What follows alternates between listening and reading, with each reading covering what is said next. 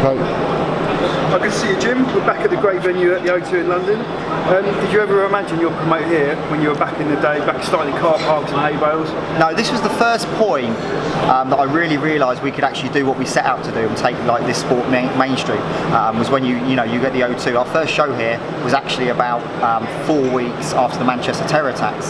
So heightened security. Yeah. We went through like loads of hoops to actually put a successful show on here. This is now our 5th show here.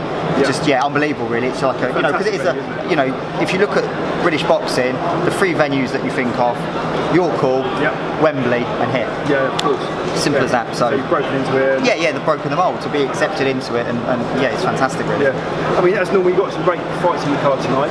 Is there any one particular one you're really looking forward to? I'm looking forward to a couple of the debut fights: Kennelly versus Griff. Ash Griff, who fought. Oh God, he fought on Bellator against Chalmers.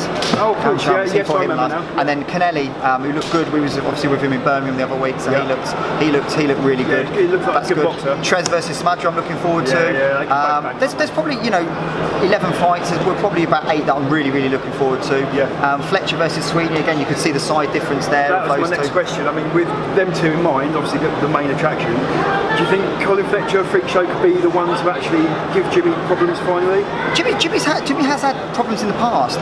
You got to remember that people would go like, yeah, but he's mainly a wrestler. Yeah, but you don't fight UFC and Bellator if you can't fight. No, of course. People forget that he was an amateur boxer. People forget that he was a Thai boxer previously. You forget that these guys were as tough as they come. If you go and box out in Thailand for a while, like he's done, you're tough. You're tough. Yeah, he's a genuine professional. And like you said, you see he's 6'2", Jimmy's 5'9".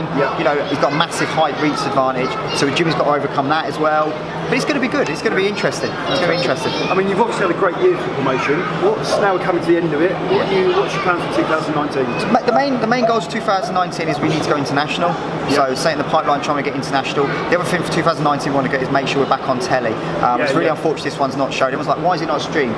I don't want to take a step back and just put it on some pay-per-view platform and get 5,000 buys and we're not growing the brand. I want to get as many people to watch it visually as we can, even if it's after the event. So we're going to be announcing something for January, which is going to be back on able to watch it on TV. It's going to be a big platform, and we're going to use a lot of the fights for that. We're going to use a few of the fights for YouTube, so people can still see some free fights, and then we're going to have some fights on the website because our website traffic's huge. So we need to make sure we try and get some individual content in there. So it might well be you pay 99p and you get a fight on YouTube.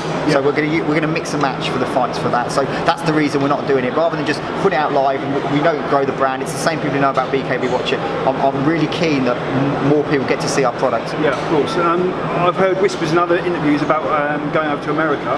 Is that something that could even happen in 2019, or are you looking beyond that? Possibly. I think it'd probably be 2020, because if we go there, I don't want to go there and end up in Wyoming or Mississippi, or I want to be in Vegas. I want to be in LA, in the Staples Center. That's the kind of because the guy who owns the Staples Center owns the O2, so he's aware of what we're doing. We've already got a link in there. So it's just a question of making sure we get the commissions and we do it correctly. There's no point doing it half cocked. People forget that very early days we went to Philadelphia and we was promised a casino show. We ended up in some boathouse. It was garbage. So if we do it, it's got to be proper. We've set a standard here, and the standard has to either go up or minimum be the same. So if it's not going to, but we might well end up. There's some great fighting places. Cage Warriors go to Belgium, Holland, places like that. So it might well be the case of we might go to somewhere like that. Great.